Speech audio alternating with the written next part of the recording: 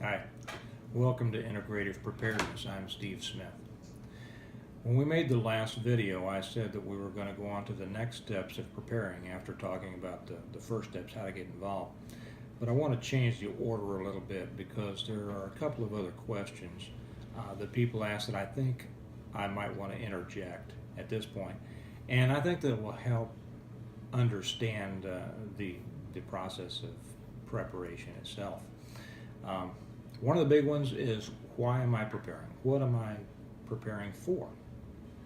Okay, we know those things. Tornado, floods, earthquakes, wildfires. Wherever you live is going to have a different, potential for natural disasters. But I don't suggest that people prepare for those things specifically. I suggest that everyone prepare for an EMP. Now you might ask why, and for those of you who may not be familiar with what an EMP is, it stands for electromagnetic pulse. There's a couple different types. There's a nuclear-induced or a high-altitude EMP. There are non-nuclear EMPs from EMP weapons, and there's also the granddaddy of them all, which is a CME, which stands for coronal mass ejection. Now, a lot of people are not familiar with EMP. Those who are probably have heard a lot of conflicting information about it. Even in the prepper community, it's not really widely understood from what I have found by talking to many people. And yet it's probably the greatest threat about which most people know very little that there is. Our understanding of EMP or CME, coronal mass ejection, goes back to 1859 to an event called the Carrington event. It was a solar storm that brought a solar flare and electromagnetic activity towards the Earth and our magnetosphere, disrupting the electrical current around the world. It was witnessed by a British astronomer, amateur British astronomer named Richard Carrington, which is why they call it the Carrington effect. If you're interested in that, just Google it. I'm sure there's plenty on that. An EMP is an existential threat, meaning it can take out everything.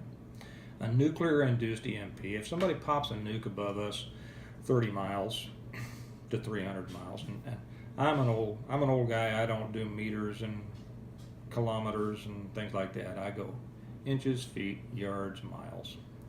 If they pop a nuke directly above, it's line of sight lights out for everything electronic or electrical. That means all of your vital systems, all of our vital infrastructures go down. You have nothing. Okay. Anybody on life support, it's going to be a bad day. Your lights are off, your cell phones are off, your refrigerator's not running, your car may or may not be running, depending on, different people have different ideas about that. And a lot of what we think that we know about EMP at this point is a result of just a few experiments that I would not call them definitive, but they are the sources of great arguments in the prepper community. Even if your car is still running, after you're out of gas, you're not getting any more gas because the gas pumps aren't pumping. So this is what I suggest people prepare for. And I'll go even further. A CME, a Carrington class CME, is worldwide lights out. Now, why is this important? This seems unbelievable. It could never happen. And this is where a lot of people get into trouble, they think, and it's just kind of like life itself. It could never happen to me. It can't happen right now. Well, it can. In 2001, the EMP Commission came out with the first real government study on our readiness, or our national readiness, against an EMP attack. Any of our friends and enemies around the world that are nuclear capable are able to deliver a nuclear EMP attack. More than that, cyber attacks on our grid have been executed, and we've seen the effects of those. There are many ways that it can happen. The next step that we found was after the EMP Commission report came out. And really, it didn't get very wide press. Hardly anybody paid attention to it. The U.S. Geological Survey said in 2012 that a Carrington class CME, they gave the odds at about 12% that one would happen within the next decade. Okay, well, that's 1 in 8. A 1 in 8 chance that a Carrington class CME would hit the Earth in the decade following 2012. Okay, now that doesn't necessarily mean that the odds increase after that decade, but we see that we have that chance of it happening. Scientists have projected, trying to go back in ways that they do, and I don't particularly understand, though I've read their stuff, that a Carrington class has hit the Earth about every 150 years. Well, the last one hit in 1859, and we're overdue. So, that's why I wrote the books and the Reversion. And I ought to bail out here for a second and say, the first video that I did, people said, well, you showed the books, but you didn't tell us how to get them, where they were available. The second, well, I told you where it was available on Amazon, but I didn't show the book. So I better do both now. This series, The Reversion and the Revival, is about the aftermath of an EMP situation, and I won't ruin the story by revealing exactly what happened. It's revealed in the last page of the revival here, so if you want to read it, you'll find out. But that's why I wrote those books, and what they really were was my attempt to explain in novel form what people should do in order to prepare themselves, not just to survive after an EMP, after everything goes out, but how really to live. How do you live a good life after something like that? Now, when I talk to people sometimes, they say, oh, I would never want to live, after something like that. Well, why not? I don't understand. If you go back to the 1800s, people lived pretty good lives. I mean, some people lived horrible lives, just like they do now. Other people lived pretty good lives, and it had to do with how hard they worked, how prepared they were, how smart they were, what they were able to do with what they had. So, back to what you should prepare for. That's what you should prepare for. You should prepare for having to provide for all of your needs. Okay. In the last video, I said, how much food do you need? Because that's what people have asked. How much food do I store? And what I said was, you need enough food to last until you are able to produce the food that you need. Sounds pretty simple, but that's lost on people who think, who don't think that an emergency could last much longer than a month or 6 months or something like that. If they look back to the emergencies with which they're familiar, Katrina, Superstorm Sandy, some of the other natural disasters we've had, well, they were horrible. A lot of people suffered, a lot of people died, but in the mind of the nation, after a while, they were over. And life went on. Life does not go on after an existential EMP or a CME. I should probably also interject here, because people ask, well, why wouldn't it? Why wouldn't it? Well, the nation has 3 major grids: Eastern, Western, and Texas. Along those grids are about 2,000 major transformers. Those transformers will be taken out in an EMP or a CME. There's no replacing those transformers immediately. As a matter of fact, even when they need one now, and I've heard somebody claim that they keep a couple of spares around. I'm not sure that I believe that, because I've heard of a lot of other information that disagrees with that. But even if they did, it takes an immense amount of work and time to get a new transformer of that size into position. And I've also heard, and I can't swear to this, but I tend to think that it's true, those transformers are not made in the United States anymore. Now maybe some are, but even if they were, they don't. It takes a year to build one. It would take probably another year to get it to the place and installed where it's needed. And that's just one or two transformers. If a CME hits, we're talking about 2,000 transformers going out and no industry to build new ones, because you can't build a transformer without electricity, and you don't have electricity. Okay, simple enough.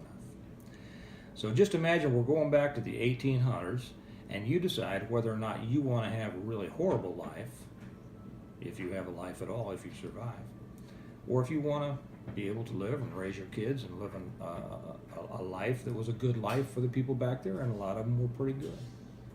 Okay. So that gives us an idea of why we want to prepare and what we need to prepare for. So you say, well, if I have to prepare to take care of everything for myself forever, then how does starting with a week's worth of food, what good does that do me? Well, or somebody could say, well, the government says I should have 2 weeks of food. And somebody else says, well, I should have 6 months of food. Well, I tell you, if you have 6 months of food, when something like that happens, that just means you're going to starve to death 7 months from that. Okay. So what you want to do is develop an integrated approach to long-term self-sufficiency, and that begins with your first steps of prepping. So I talked yesterday about how do we get started. And I said, when you go to the grocery store, you buy extra. And this again is for the very beginning people. And we'll get to more advanced stuff later. You buy a little bit extra. You look at those things that you eat. You look at those things that you think that you would want to have around and will keep. Okay. If you hear a little noise in the background, it's one of my sons playing on, I don't know if he's playing with his Legos or on his iPad or something like that. Just ignore it. Like I said, we're not professionals. When you start going to the store, buy extra. Buy it on sale. Buy it so that you're able to afford more than you would if you were buying at regular price. And then I would suggest this. Have a certain place that you put your preps. Okay? Whether it's a shelf in your garage, in your basement, whether it's a certain area, say that's going to be for my preps. And then those things that I suggest people first use for their prep items are canned goods. Okay? And I explained yesterday, when your grocery store has a sale on canned corn or beans or whatever like that, you get a bunch of them. Okay? And you put them on these shelves that you have specifically set aside for your preps. And you mix them up. You want vegetables, you want fruits, you want pork and beans, you want canned meats, you want all of those things that would go together to make a fairly balanced diet, pretty much like you eat anyway. You're not gonna save bread and meat and things like that, but those canned goods and those items that store well, you want to start building those up. And just put them up there. And like I said in the other one, don't worry right now about bagging up your rice in the Mylar bags and all this. Get those things out there and pay attention to the nutrition and the calories in them. Two other items that are very good, and this isn't the one that I will have later on, showing you some of the best foods to prep, but just some ideas. Peanut butter is one of the greats, and rice. You have those and you're going to have some real good basics. Buy those on sale, buy as much as you feel comfortable with and can, and start putting them in your prep area. Okay. Pretty soon you'll be amazed at how much you have. And you'll look and you'll say, I could survive for a month on what I have here. And when you get to a point like that, you're going to feel a whole new level of freedom, of self-sufficiency, of responsibility. You will feel good about what you've done. And that leads to the next point. Each step that you take gives you further movement on your next step. Okay? And each step then becomes more comfortable. So I think with that, I'm going to stop it here because I'm going to cut off some other stuff and put it on a separate video. But that's why I suggest prepare for an EMP. It's not outlandish. It's not crazy. You may never lose your job. You may never get hit by a tornado. You may never get swamped by a hurricane or swallowed up, by the Yellowstone caldera. But science assures us that a CME will hit us.